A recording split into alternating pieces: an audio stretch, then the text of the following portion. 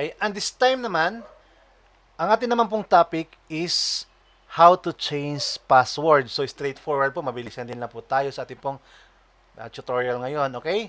How to change password. Okay. Napakasimple ho. Napakadali lamang ho mag-change ng password. Ang gagawin nyo lamang ho, of course, mag-login po tayo sa ating account at pumunta po tayo dito sa support and support maintenance. So, baba lamang po tayo. Andito po nakalagay, yan ulit, change password. Okay? So, click mo lamang po yan, change password. Okay, mariredirect ka dyan. And, so ang gagawin mo na ngayon is please fill up the change password form. Password must be 6 to 10 alphanumeric characters. So, ang lalagay mo lang dito yung current password. Okay?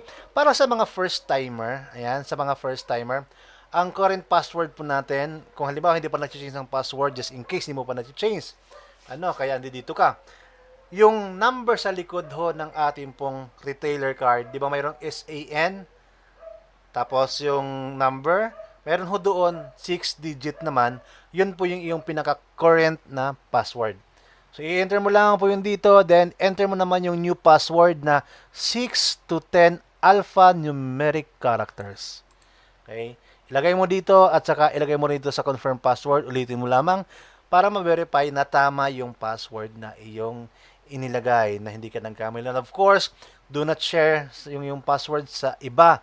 As much as possible, ikaw lamang nakakaalam ng password o yung taong pinagkakatiwalaan mo kung kailangan man mag-share. For as much as possible, ikaw lang dapat ang nakakaalam ng password.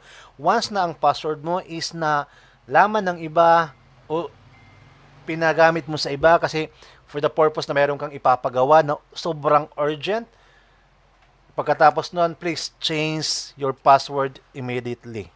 Okay? So, ang password mo dapat intended for you lamang po.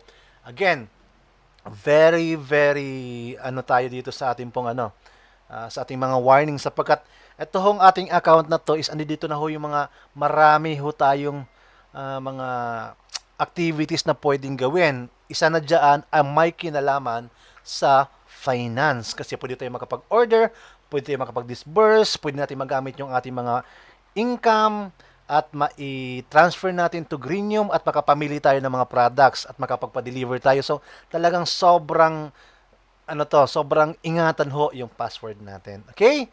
So, that's all for changing password. Alright?